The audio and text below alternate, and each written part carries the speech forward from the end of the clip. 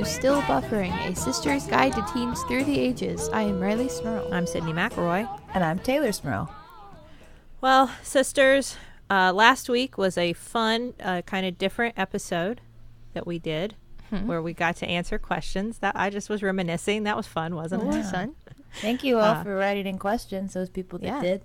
Yeah, we appreciate that, and keep sending those because we make Riley answer them. So it's like really easy for Taylor and I because we don't have to do anything. Yeah, I have to do all the work. So thanks, guys. You should do that more often. I know, that's good. We're just preparing you for the future when you have to work much harder. And it's not all just podcasting glory. But the last question that a listener sent in last week had to do with talking to your parents about sex and sexually transmitted infections and contraception and those kinds of things and how to have those conversations. And it got us thinking about something that has been in the news lately, like a current topic. A current teen event, if you will. Issue, yes. Issue. And there's been a lot of buzz, a lot of controversy surrounding Teen Vogue. I never thought I would say that sentence. There's been a lot of controversy around Teen Vogue. I don't know if everybody's paying attention to Teen Vogue, but they are making some noise. They're leading the resistance. Them in the park department. That's right. Really unlikely heroes right now. We never thought it would be Teen Vogue and the park rangers. But this is what it has become. Gosh, I want to illustrate that superhero team. But they're fighting the good fight and trying to save humanity. And Teen Vogue, I didn't know much about until probably in the last, 6-8 months, something. I thought you were going to say like week. No. 5 minutes. 5 minutes. Before this episode. I mean, really, I think because of how they have, a lot of their articles are now covering political things and current events that are in relation to kind of, I think whatever side of the spectrum you're on, it's fair to say that the political climate is tumultuous. Yeah. And they've been covering a lot of that in a very strongly opinionated way and speaking out about issues that they feel are important for teenagers, which is kind of a demographic that politically does not get recognized because you guys largely can't vote. Well, you can't vote. So, I mean, and that's, I think we've mentioned this even on the show before. That's a problem because you eventually, you will vote. And next election, I will be able to. Well, and the world that we are crafting for you with our votes and our elected officials is the one you will inherit and live in and work in and try to handle. Yeah. But nobody's talking to you. And I think Teen Vogue has a problem with that. And they're calling attention to it. And I think that's fascinating. Yeah. So now Teen Vogue is very important. Teen Vogue is important. And it's still fun to read. They still have some fun fashion tips in there too. I assume because I have a passing familiarity with I guess it's Big Sister magazine. Vogue. I don't know, it's Mom magazine, whatever you want to call it, Vogue. And I flipped through it in waiting rooms before, and it seems like very intimidating beauty and fashion. Does that make you all Vogue and make me Teen Vogue? I don't know, because Vogue is pretty I don't want to say they're out of touch, but they are not doing the same work that Teen Vogue is doing. No, that is my perception. Now like I have said, I'm the first to admit I do not regularly read Vogue, but when I have looked through it before, I've always thought, well, this is beauty and fashion for rich people who are very now and very trendy and don't look anything like me. And this is fascinating to look at, but it's almost like I will have nothing to do, this world has nothing to do with me. I have, this is not, it reminds me of Zoolander. So, so I have no connection to that. But I think Teen Vogue seems to be a whole other animal. Yeah. It's for the teens of today. I think my concept is Vogue is just that one movie that's kind of based on Anna Wintour that's and has Anne Hathaway and the boss is really mean. That's my entire knowledge. Something about turquoise. It's like a really good speech about turquoise in it. I don't know. I see. This is as I've said before, the fashion world is something I knew nothing about anyway. The Devil Wears Prada. That was the movie. Yes, Okay. exactly. Yes. But what I think is really interesting, other than that, obviously, like, adult Vogue is not doing what teen Vogue is doing. What's more fascinating is that my experience with teen magazines, and not when I say that, I do mean teen magazine, but I mean all of the teen oriented magazines, Yeah. is not that they were politically motivated or socially aware or trying to inform. Trying to accomplish anything other than, like, here are some goofy quizzes about your crushes at Right. school, stories about, you know, bleeding on someone's car seat when you start your period, and makeup tips. Exactly. And I read a lot of those when I was a teenager. Yeah. I didn't have subscriptions, but I would go buy from the drugstore, Mhm. 17 or Teen or YM. I've never heard of that one You before. ever hear YM? Mm-mm. Yeah, it was either like Young and Modern Young or Miss, was that it? Young Miss. I think throughout, because, and this is something that in preparing for this episode, I was curious. I was like, how old are those magazines? Did they come out when we were teens, or how old are they? So those three magazines we just named, 17, Teen, and YM, 17 came out in like the 40s. I was gonna say I read 17 when I was in, like, elementary school. YM came out in like the 30s, and Teen dates back to like the 50s. I think I have those. Anyway, they're super old is my point. Man. Those magazines have been around a long time. So Yeah. I think through the years, YM has changed what the Y and the M stood for. Well, But you can imagine that they were very different when they started, and their evolution has, I don't know, been slower maybe than Yeah. Teen Vogue. well, and I think, I mean, I think that in the past, like, definitely the teen magazines we grew up with said, it's not even that they were apolitical. I think that they were very much indoctrinating young women into a very set kind of femaledom. Like, it was, Yep. I think there was a lot of dangerous stuff there. There were articles about losing weight and, like, you know, like, how to get a man, and just, like, you know, like, why you're not getting a man, other things you can do to get men. It was not like, it was very much like, this is how you be a woman, this is everything you need. And it was all kind of fluffy garbage. Yeah. Exactly. Which, it's weird because, for one thing, those concepts, like when you think about that for a teenager, like the idea that Riley would be reading an article about how to get a man. when I think about that as an adult, I think you're a kid, you're a teenager. Yeah. You don't, like, why is this on your radar? Yeah. You don't need to get anyone. You know, that's not, like, just be you and then figure out what you want out of life and go get those things eventually. But why would we be putting pressure on teenage women? Because these are aimed at girls largely. I mean, they were. Why would we be putting pressure on teenage girls to find a man When they're 12. when they're 12? When they're, you know, you got like 12 and 13-year-olds reading these magazines. And so it's funny because a lot of what we're going to talk about is how these articles in Teen Vogue today are seen as like too mature, or that's not okay. This is not what we don't want our teenagers reading this stuff. But yet we're okay with, like, telling our teenage daughters of the 90s, like, here's how to lose 10 pounds and get a man. That's Right. okay. Yeah. Well, they were more like, I think that at that time they were more just sort of slightly less mature versions of the same, of the cosmopolitans that our mothers were reading. You know, it was sort of the same Right. stuff.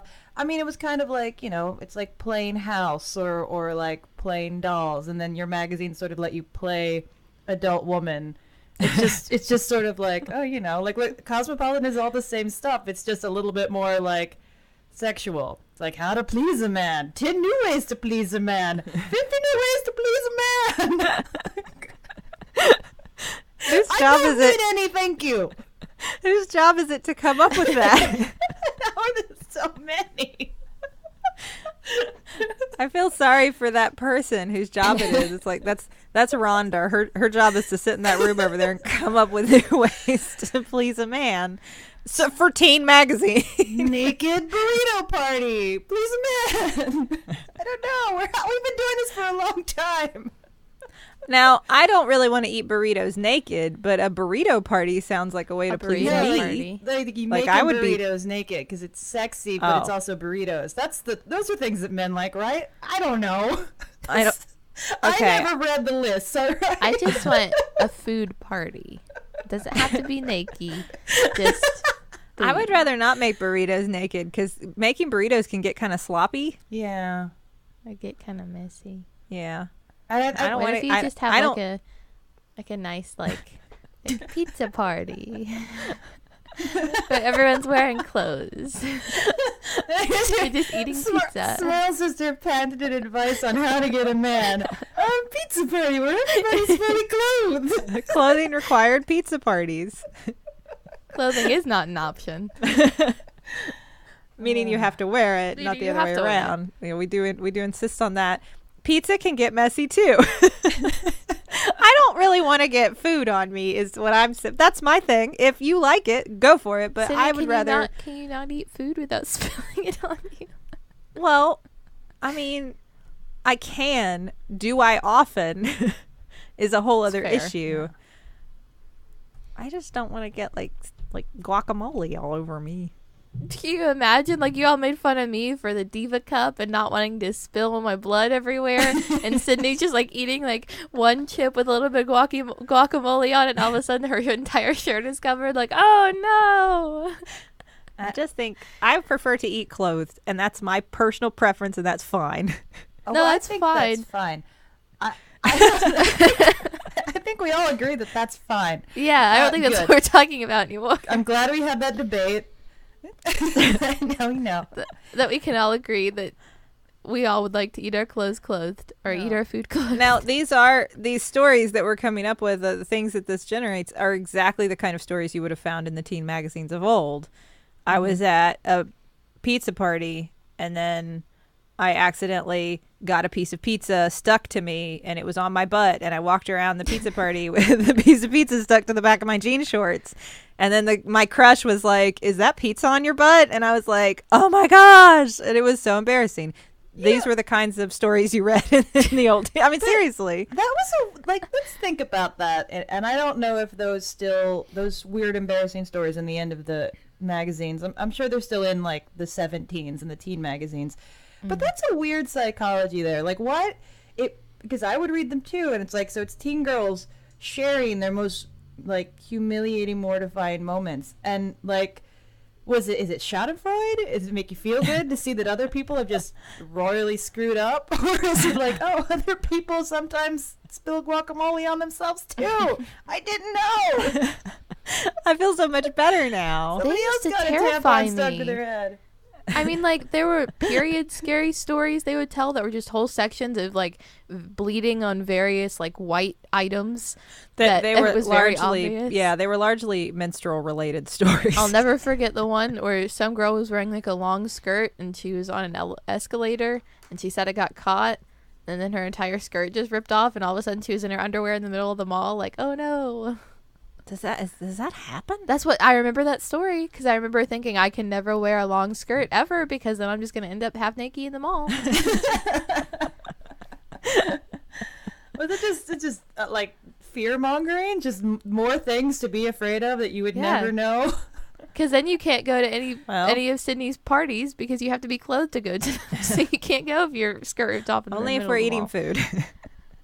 No, but you say that, and I mean, I think part of it, I think if you were to ask, like, why did you include these stories, you'd probably get an answer like you said, Tay, which is, well, this way you know that, like, we all do embarrassing, silly stuff sometimes, and it's no big deal, and, like, we'll laugh about it, and then we'll move on, and we're capable of lots of great things, too, so don't worry. Like, I think there's certainly that element, but, I mean, I think the other part of it is that the whole magazines were kind of telling you how to look right and act right and be right, whatever right was. Like, Right. here's your guide to being a real teen girl. Yeah. And here it is. And I think part of that is kind of making you afraid of being the outcast, making you afraid of being the one who is different. I don't remember, and I'm sure that this changed as times changed and like styles evolved, and we've talked a lot about the idea that being the like the nerd chic thing,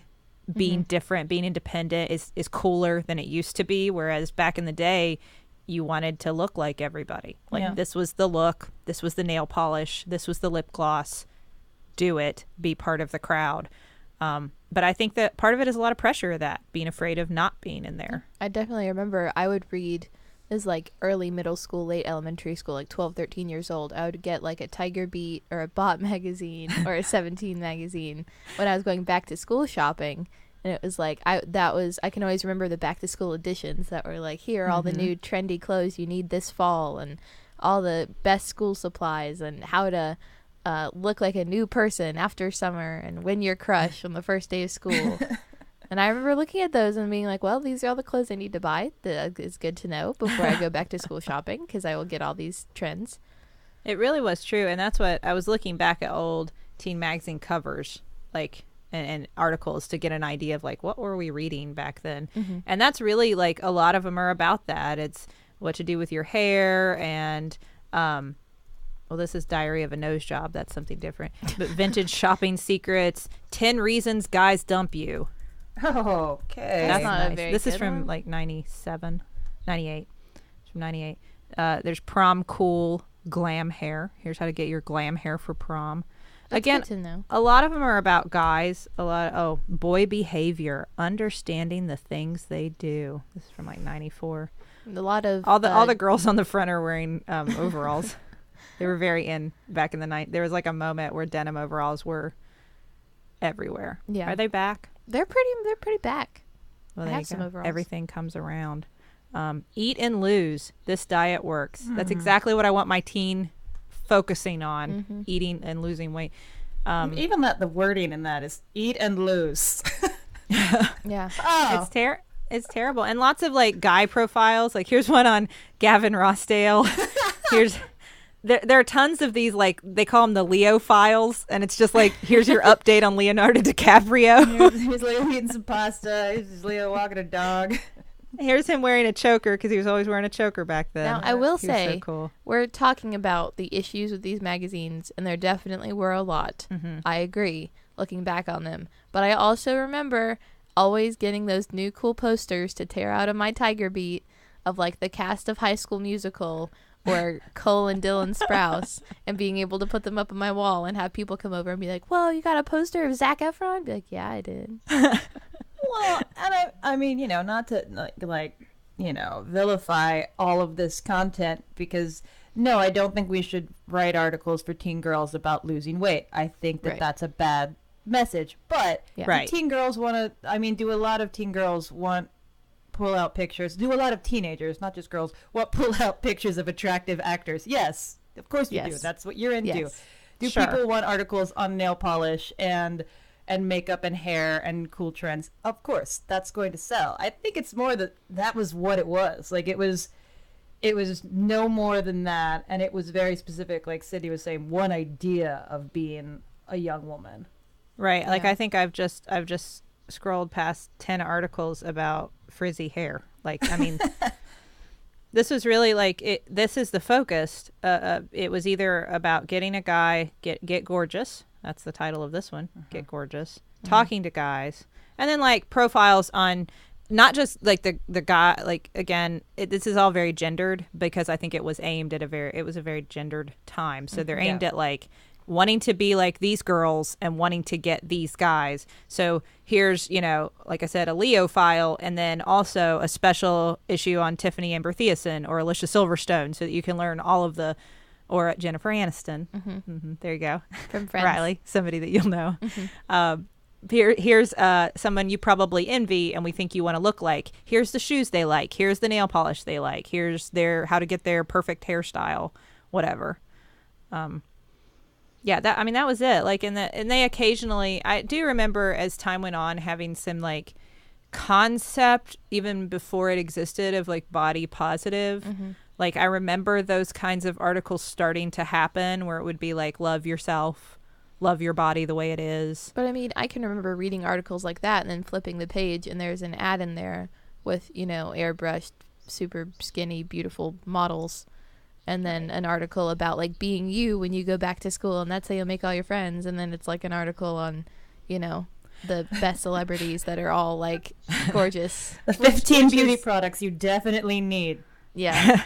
Which has always been like the cognitive dissonance in those kinds of things aimed at young women, I think, is that we do lip service to this love yourself, embrace yourself, you're perfect the way you are, but none of the images in those magazines ever reflected that because there was a very specific body type that was celebrated. There was a very specific, facial type and hairstyle and everything that was celebrated, and you didn't see images that matched that idea, like love the way you look, love the way you are. Yeah. That was not, Well, which, I mean, that's a criticism of all media, not just teen magazines. Right. But we've talked about this before. I mean, the beauty industry needs you to be insecure to need it to exist. Like, that's just, it's, we're going to look at a fashion magazine and tell it not to sell us anything. It's but you just have to know. You have to know the mechanism behind what you're staring at, and teenagers are not necessarily going to, No. Mm-hmm. The only thing I will say for those magazines, and I'm assuming they still do this today, they would put out, and I never bought this stuff because I mean, we've talked about this. For me, makeup was very functional, like cover my zits and dark circles. But they used to have these spreads on different makeup, and it was usually by, I feel like, Hard Candy, which always sounded like aesthetically pleasing to me. And it would be like puddles of different colors of nail polish. Yeah. Like, here are all the new metallic shades that are in. And I always found those so aesthetically pleasing. Like, to look Absolutely. at a page of, here's a bunch of, like, they would chop off the tips of lipsticks and put them there. And, like, here's some, like, crumbled eyeshadow powders. And then here's puddles of nail polish. I never bought it, but I can see where that would have affected people into going to the store and purchasing them, because they're very effective to look and go, oh, that looks so pretty in that puddle. So let's get it and put it on our nails, I guess. Surely it would look good on my nails, and then everyone will like me. I definitely think there's something too, though. I mean, all these magazines, had the quizzes in them about, like, what kind of this are you, or what character from this are you, or what kind of boy is your dream boy, or something like that. Yeah. And I always liked the ones that was like, find your makeup type and take this quiz, and here's all this makeup you can buy, or like find your fashion icon, and here's all the clothes you can get that match her, like either Taylor Swift or Selena Gomez or Miley Cyrus. But like, it feels like making it personal to you, I guess, is, I mean, I would try to fashion myself after what I got in those quizzes. And Sure. it's like, wow, in this quiz I was most like Taylor Swift, and she's my favorite. It's like, now I gotta dress like her, and here's the makeup she's wearing, and I'm gonna buy all that. Well, it's clever. We all love to think and talk about ourselves. Yeah. And quizzes are a great way to allow you to do that. Those are my favorite parts of magazines. And, like, I think dressing you the way that you want to be seen is a very natural human impulse. I think that's Sure. that's different than being sold a package and saying this is what you need to be right. And Right. so I think that that's always going to be fun, and I think that's good for everybody to sort of find their best visual you, but that's a very different thing. Exactly. Yeah. Well, I want to talk more about why Teen Vogue is causing so much controversy now. But before we do that, Let's check the group message. we have a couple sponsors to tell you about this week on the group message. We do. That's right. First of all, we want to tell you about HelloFresh, which is a wonderful service that we have told you about before. So Still Buffering is supported in part by HelloFresh, the meal kit delivery service dedicated to making cooking fun, easy, and convenient, which it does because they deliver right to your house a box of all the ingredients you need for delicious meals with easy to follow instructions, and you can cook them by yourself or with your sisters Yeah. or your brothers Never done that or your before, friends but I mean, or your guess we parents could. Yeah. or your enemies, and then be new friends. Bond over the food you've just created Yeah. together. Or your frenemies. Yeah. It doesn't matter. you can cook these foods with anybody because they're delicious and they're easy to do, and you can make meals like crispy top Parmesan chicken or southwestern steak tacos or turkey chiles rellenos. Can I say that right? What else can we make, Tay? You've got some veggie options. Yeah, well, I'm a big fan of the veggie boxes, and like this week they've got up a sweet potato and black bean taco with avocado crema and cilantro. They look amazing, and I want them right now. I'm going to just leave the podcast and go make myself tacos. So sorry, this is your fault, HelloFresh. And that was the end of Still Buffering. That is the end of the Bye, podcast. Tay. Yeah. They've got grilling cheeseburgers, and it's literally like the burger is all cheese. Like that's a brilliant concept. They're innovating at HelloFresh. I'm not a vegetarian, but I do appreciate that. Yes. Yeah. Each week, HelloFresh creates new delicious recipes, like I said, step-by-step instructions designed to take around 30 minutes for everybody, whether you're a novice or a seasoned home cook, short on time, all for less than $10 a meal, and all delivered to your doorstep in a special insulated box for free. Now, Riley, if our listeners want to get this, what should they do? If you want $30 off your first week of deliveries, which is a lot, and that's crazy, then visit HelloFresh.com and enter promo code STILLBuffering30, all one word. That is HelloFresh.com and enter the promo code STILLBuffering30 for $30 off your first week of deliveries. We have another sponsor to tell you about this week. This actually fits in really well. It does. With our our topic. topic. That's Yeah. right. We want to tell you about Texture.com. And so we like magazines. We've been talking a lot about them. Mm-hmm. Whether you like only teen-oriented magazines or maybe magazines that aren't just about teenagers. That actually tell you about like actual things. They keep us informed, and they give us inspiration, and they make us laugh.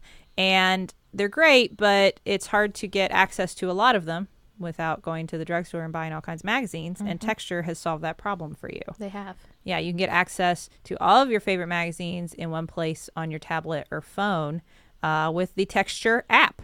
So it's easy to find the articles that you want to read, and they will give you daily recommendations and videos and exclusive features that you're not going to get in the magazine itself because they're interactive, and they can't do that in a magazine. And there are so many options. I mean, I personally enjoy Teen Vogue and 17 that they both have on Texture that we've been talking about this week. That's right. We've talked about things like National Geographic. Taylor, I know you're a big fan of that. Absolutely. That you can get. There's all kinds of different magazines that you can have access to. And for normally, the price is $9.99 a month, and you get over 200 magazines. And that's crazy. So that's It's a lot of mags. That's a great bargain. But right now, they're offering a special free trial. Do you want to tell them about the special free trial, Tay? Yeah. So right now, Texture is offering our listeners a 14-day free trial. When you go to texture.com/stillbuffering. So that's 14 days to try Texture for free. You get all of those rad magazines to read for free using go to texture.com/stillbuffering. All right. So, as we have been talking about, Teen Vogue is doing something very different than the teen magazines of yore. Although, I should mention, and Riley, you already said, like, 17 is another magazine you can get on Texture. So obviously those magazines still exist. I think I read that most of them are available online mainly, but I think like 17 still does a monthly paper issue as well. I used to be subscribed, get it in the mail every month. Yeah.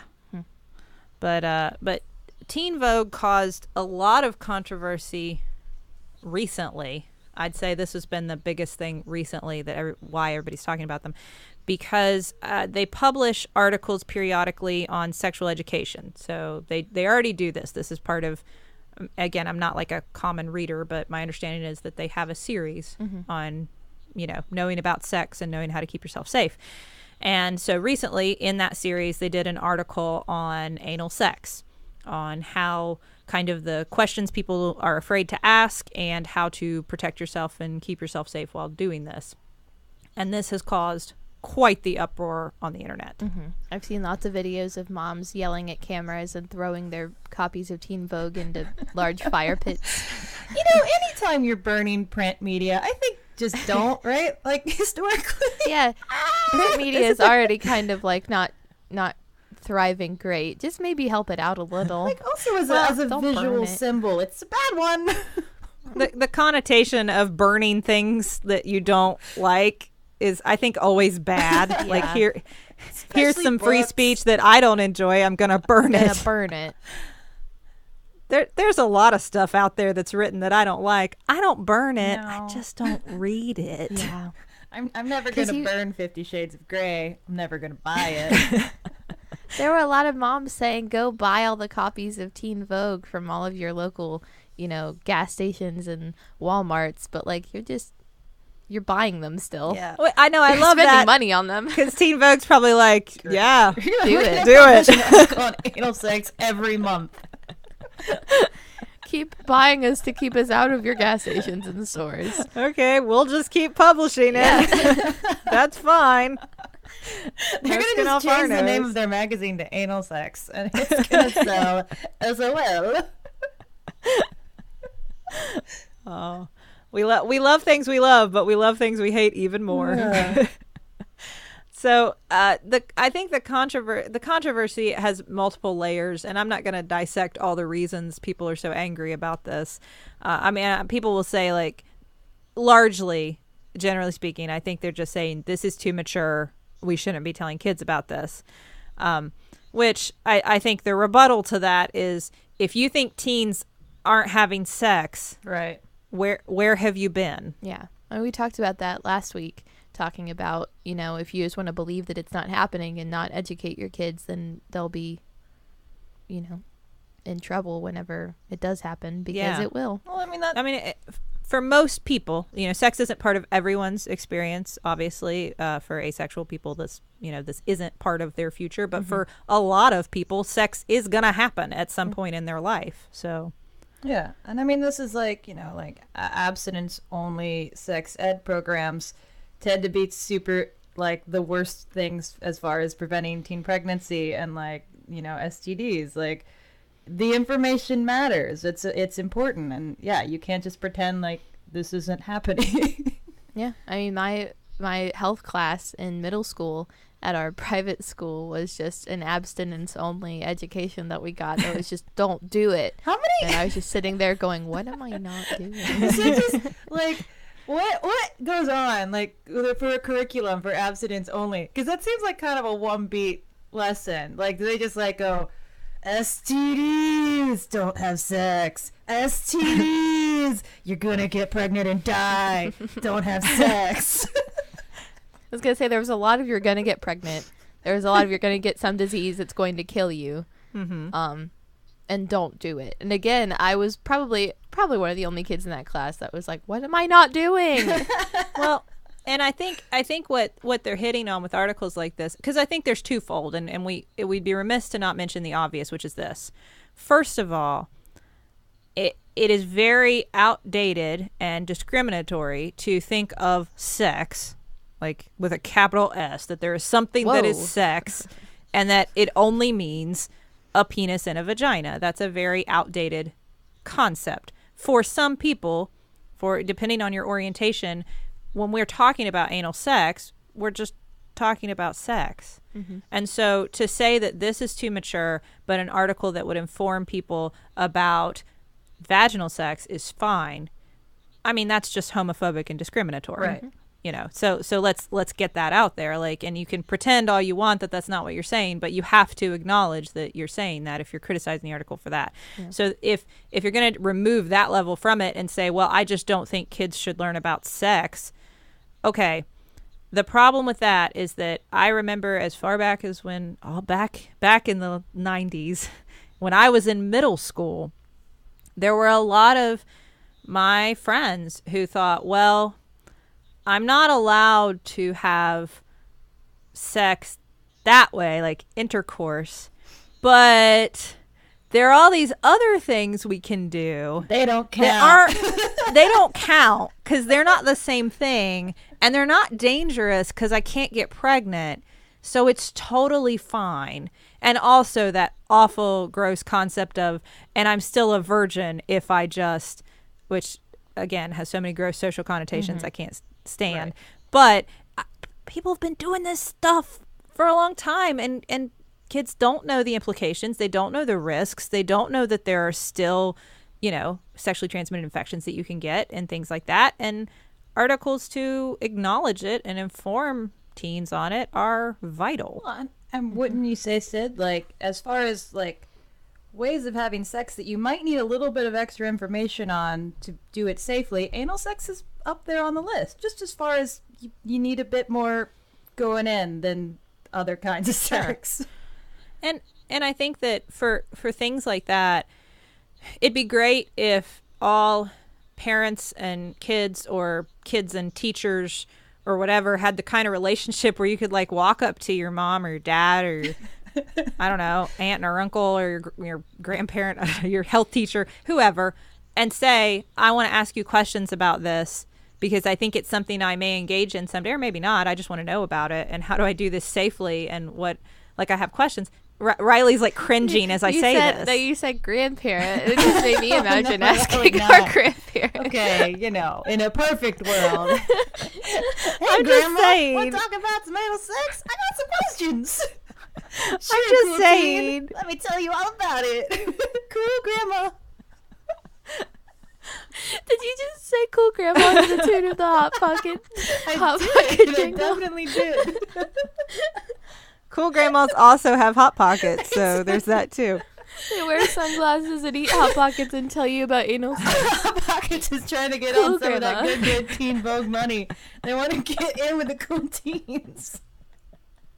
Cool grandmas. Man, I want a Hot Pocket right now. But but I think that it's unrealistic to expect, especially in your teen years. Like, Riley, could you ever, if you really, and I'm not asking you to share details about what you wonder about or think about.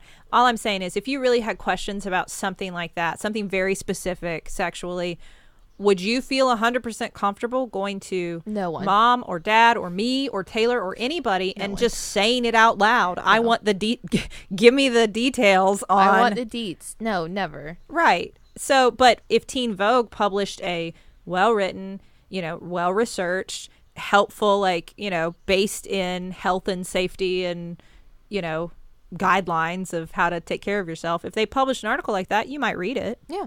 Well, I So Have questions. great. that's probably one of the things that is making people so mad, is that you put an article like this in a teen magazine and it's saying this is for teens, and teens see that and go, oh, this is not some evil bad thing that I shouldn't know about. It's in this thing that's made for me. That's why it's effective, but that's why people are freaking out. But I think that kind of thing is so critical to have sources of accurate information. Because if you just go Google any of these topics, don't, first of all.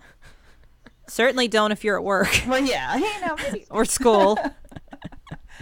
But I mean, if you go Google any of these things, who knows what kind of information you're going to get? Some of it's helpful. Some of it definitely isn't. You need like a trusted source where you're going to get accurate information that if you really want to know. Now, I still think what comes with that is, like, if you have an open relationship with your kid and you're constantly encouraging them, like, I understand that you're going to think and wonder and want to do some of these things maybe, but, like, I still would like you to talk to me about it so that I can help you be safe. And we can talk about what's the best decision for you. I'm your best sounding board for that. I still think that's great, and you should encourage that. But if your kids want to then go read about the specifics somewhere else, I think that's okay too. If it's, because you can read Teen Vogue too. That's a great thing. Parents, get it. Read You don't it. have to like show your teen badge whenever you buy it to show that you're definitely a teen. You're over 18. Sorry, you can't purchase that material. Well, and it seems like in that sense it can be a useful tool, because I was definitely a kid that never ever would have been comfortable talking to my parents, and I'm sure some parents would never ever feel comfortable talking to their kids. But this is a bridge where it's like, so I got you a subscription to Teen Vogue. I think it'd be cool if you read it, child of mine. There's lots of information you need. I highlighted some articles that I'd definitely like you to read. Here you go. Gonna leave you alone. Well, exactly. That's the nice thing about it, is that it isn't like a secret app that we don't know about yet, and Riley's known about for like 6 months already and already thinks is totally over, and we're just now finding out and going, what? Which, by the way, Justin sent you an invitation to house party. Did he really? Yeah, I told him about that app, and he sent you an invitation because he thought it'd be funny. But like, it's not secret. It's easily available, and if your kid's gonna read it, like, we'll say, I would like to see what you're reading. That's fine. You read it too. And then if there's stuff in there that you think, you know what, as a parent, I'd like to provide you more context for this, well, you should be doing that with everything that your kid ingests. I mean, I say that as a parent of a toddler. I don't let her watch or read anything without knowing what it is And if I think it needs to be put in a context, like, let's talk about this, why these characters are doing this and why they feel this way and that kind of thing. And I do that for cartoons. I was going to say about like why they're sharing their toys. And I do that. Like, I mean, and sometimes more serious things. Like, there's a great episode on Dia de los Muertos on Elena of Avalor, and they deal with death. I think it's very powerful. But I talked about it with her because I thought this is a heavy thing for a 3-year-old to be watching. Yeah. I'm gonna put it in context. So, like, if you have fears, talk about it. Hmm. Say, like, do you want to talk about that article you read? I mean, if you're asking me, the answer is probably 100 times out of 10, no. But I think like when you react like that, like if mom came to you and said, I noticed that in this Teen Vogue you read, it had some articles on these things. Like, is this anything you want to talk about? Is this anything that you're scared, like you're having questions or you're scared or you're worried or you're feeling pressured, or it's just something you've been thinking about? If this is ever something, like, we could talk about it. I know it's uncomfortable, but like that's part of my job and I'm here and I'll talk to, we can talk about it. Like, would that offend you? It wouldn't offend me. Again, I'd probably be like, I'm good. I don't need it. We're fine. But it wouldn't offend me. So there you go. And at least it opens the door so that if you ever did, mom's not going to ground you for asking a question. To comfortably have that kind of conversation, I need like a confessional sort of situation set up. Where I can't see her, she can't see me, she can't talk about it after I leave. I love the idea of Riley sitting in a reality TV show style confessional. No, like a church confessional. Oh, okay. like the wall in between. I'm thinking you can like only hear their voices. Big Brother. No, well, that too. Go to a church and be like, so we need to borrow your little boxy thing over here for like 20 minutes. I gotta have a gross conversation with my mom. Is that cool? I really don't want to involve the priest in this. No, we don't need no, the priest. just my mom, me and my please. mom. We just need the magical little sin divider or whatever that is. Man, That'd probably be easier. I'd feel comfortable asking like my doctor, like if I was at a doctor's appointment and I know I'm at the age where my doctor asks, is there anything you want to talk about? And you're like, your mom, leave, just you and me. And I think that's also a good place. I mean, they can't tell your parents anything that you ask if you don't want them to. If you want to tell them stuff that you necessarily don't want your mom knowing, or ask them questions you wouldn't feel comfortable asking your mom or your dad or your cool grandma, ask your doctor. Yeah, I'll talk to you about it. Sydney, you're a doctor, you know that. I encourage my teen patients to do that constantly, to talk to me about that stuff. Now, I will say that it is not like that. It is very often, let me not use a double negative. It is very often that I will, after our conversation, encourage them to also voice some of these things to their parents. But You're right. I don't go tell their parents. Yeah. I just encourage them if I think it's something that they would benefit from talking to their parents about. Right. But you're right. And I'm always happy to answer those questions. And it is never awkward or uncomfortable for me in the slightest. Riley knows that and hates it. Yep. I'm never bothered to talk about it, and I'm certainly not with my patients. So I think that's a great point. Your doctor is a great resource for this stuff. Yeah. Well, and this, like, we're talking on as far as the information regarding sex that Teen Vogue is good for, but a lot of the press they've gotten in the past year is also for being very political.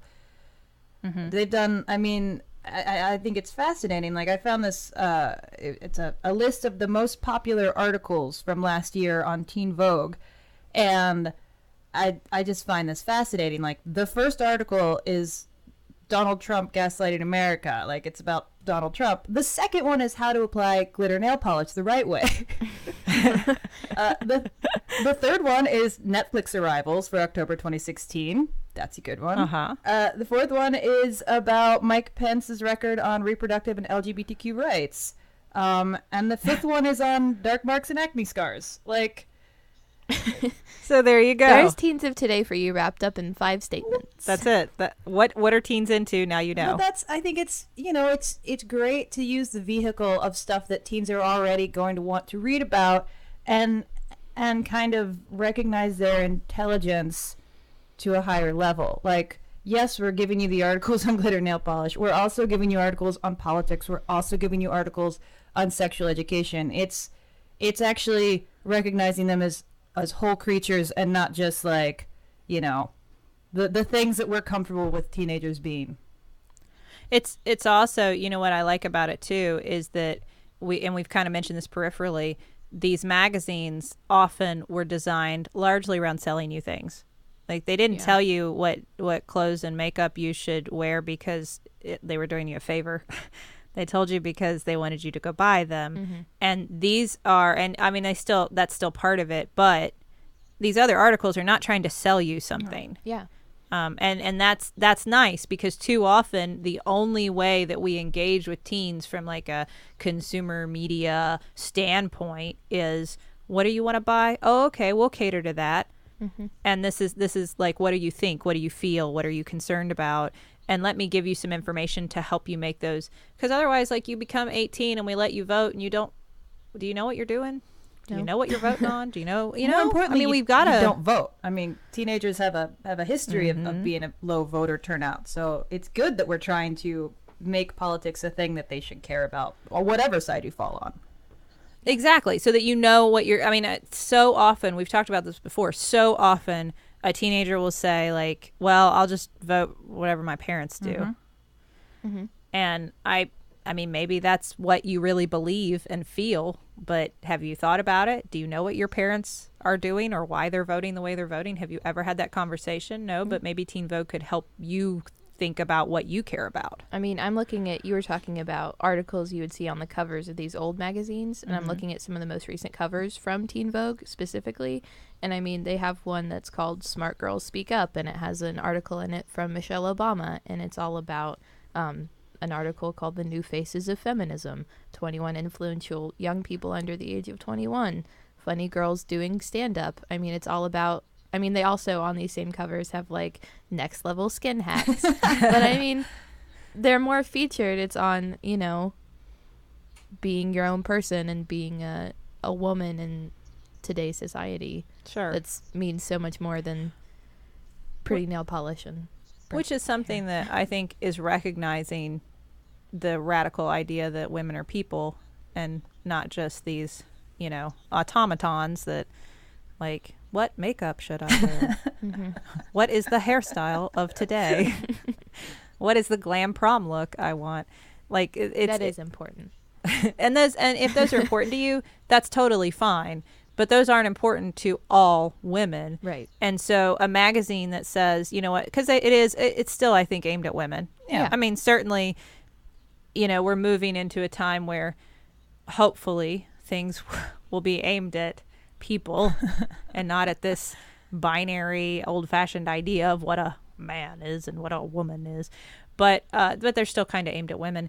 And like recognizing that when I was a teenager, again, I liked looking at those puddles of nail polish, but I was never going to buy them, and I really didn't care what was popular. Yeah. So, like, a magazine that would have talked to me about, you know, how to be successful or funny or smart or, like, other women I would admire.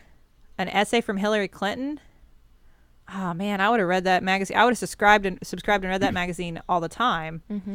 But that didn't exist for me. Yeah. Well, and those things were, I mean, even if they did exist, they were separate, you know? I think it's the brilliance of blending, you know, the end that's more traditional femininity with things that are not gendered, things about politics and, you know, health and your emotional landscape. It means that it's not like, okay, I can go here for girl stuff and I can go here for real stuff. It's like, I can go here for stuff that I might be interested in, and I get exposed to the whole array of it. Right. And, you know, I know that that's different than what a lot of us, I mean, I'm a parent. I think I'm on probably the younger end of the parental spectrum that's upset about this stuff. I'm not upset about it, but you know what I mean? Like, I think a lot of the parents who are upset about it are older than me. Right. But that being said, I didn't grow up with this either. I don't find the change upsetting. I find it welcome. If you're older than me, it might seem scary or upsetting because it feels like a different world, but it's not a different world. It's the world we've lived in for a very, very long time. It's just acknowledging that. Yeah. It's telling the truth about it instead of pretending that here's what girls are and here's what boys are and here's what they like and here's what they don't like, and they never do these things. Yeah. until we say it's okay. I mean, like, that was all a lie, and we recognize that now, which allows for us to take better care of ourselves. Yeah. So thanks, New Teen magazines, for being, cool. Keep pushing those envelopes, or whatever the online equivalency is. Digital envelope.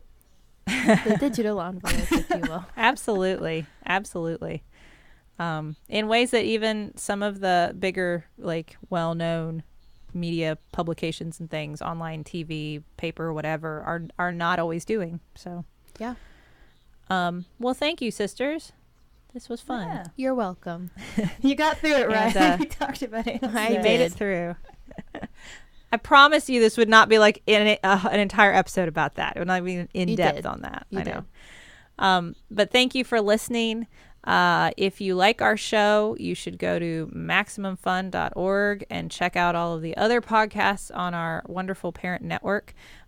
You can email us if you have questions or comments or thoughts about any of our episodes at stillbuffering@MaximumFun.org. You can tweet at us at stillbuff.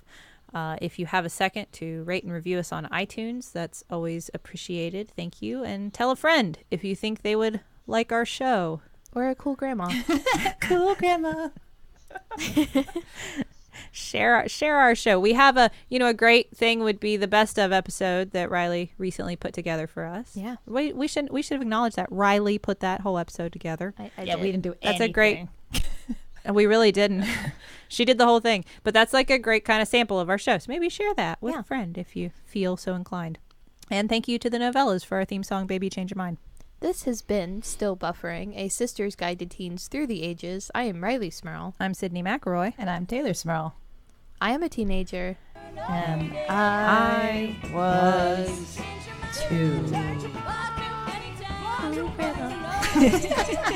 You singing that all day. Don't take your clothes off.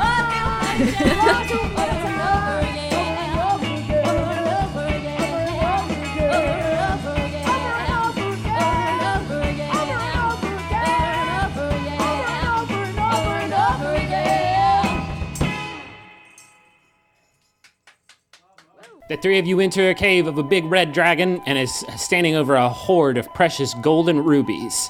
And he says, "What do you do, adventurers? I'm a dragon man." I cast fire on him. It's very good. I address the red dragon and say, we're the hosts of The Adventure Zone, a podcast about family playing Dungeons and Dragons. Very good synergy. Commit to the bit.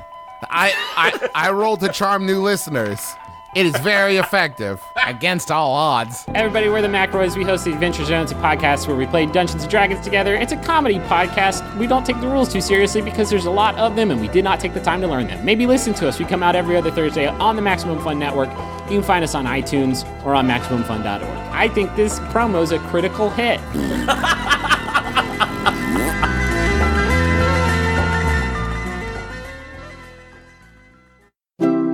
MaximumFun.org. Comedy and culture. Artist owned. Listener supported.